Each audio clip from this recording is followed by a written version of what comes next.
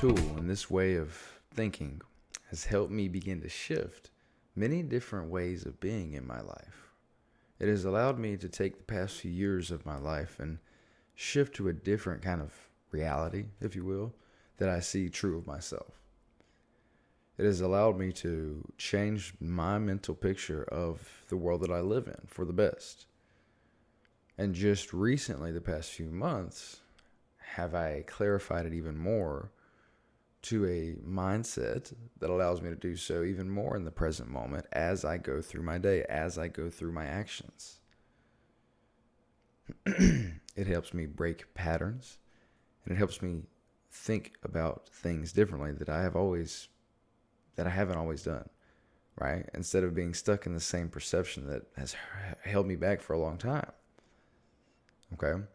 Now this way of thinking, this mindset, this way that I'm quick to be nowadays, it is a direct application of something known as the mirror principle. It is a direct application of something known as the mirror principle. I'll say it again. Someone who talks about this, first of all, I want to go ahead and say, is Aaron Doherty on YouTube. Check him out. He's pretty big. He's almost 2 million subscribers. He makes some amazing stuff. But he's been talking about it a lot recently. Probably talked about it for a long time. But basically, the mirror principle is just that your life is a direct reflection of what's on the inside of you. Your life is a direct reflection of what's on the inside of you. And that can be a lot to bear, right? That can be a lot to bear. Most people would just hear that and laugh it off, scoff it off, right? But if you can actually do that, if you can actually take that into account and look at it and be real with yourself about what that could possibly imply for you in your life, you get your power back. There's nothing you can't do after that. You're literally just taking full responsibility. And we all know, I've talked about it many times, that full responsibility is the beginning of life. If you don't take responsibility, you can't make true change. Right? Acceptance rather than denial. But anyways, back to my point. This direct application of the mirror principle, it's something that just naturally has begun to happen for me. Something that naturally I think through whenever I'm going through certain situations that are maybe a little bit unique in their own specificity. I ain't gonna say that. In their own, unique kind of situation, whatever it is, something prompts me to question myself.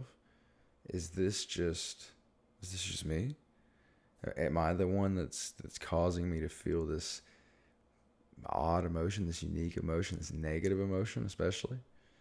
Or is it a pattern of mine that's causing me to avoid doing this? Is this a pattern of mine that's preventing me from making possible progress of some kind simply because it's normal for me? It's because I've done it many times before. You see, this allows me to take myself out, allows me to be at 10,000 feet and look down and say, okay, these are my moves. Now, don't get me wrong. It's a work in progress, and by no means perfect at doing it, and it isn't something that always happens at the best times. But it is something that I've begun to utilize more and more.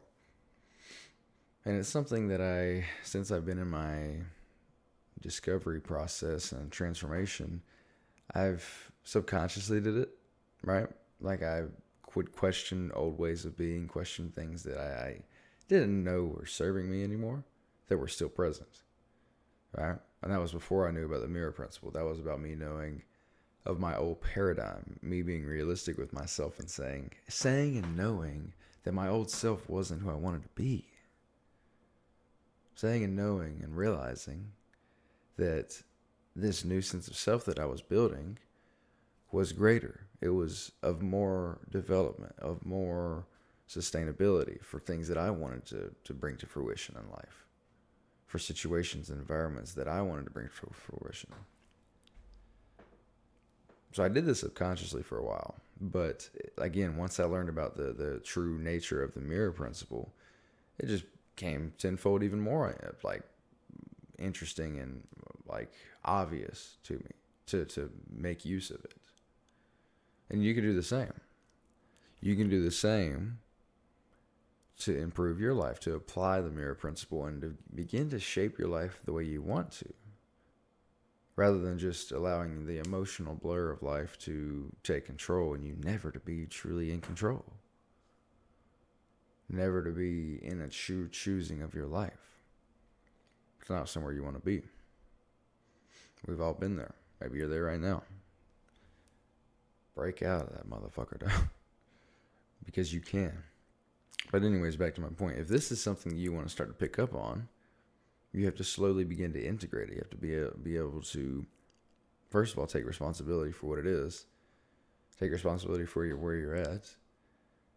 And understand that even if something isn't necessarily your fault, it's still your problem.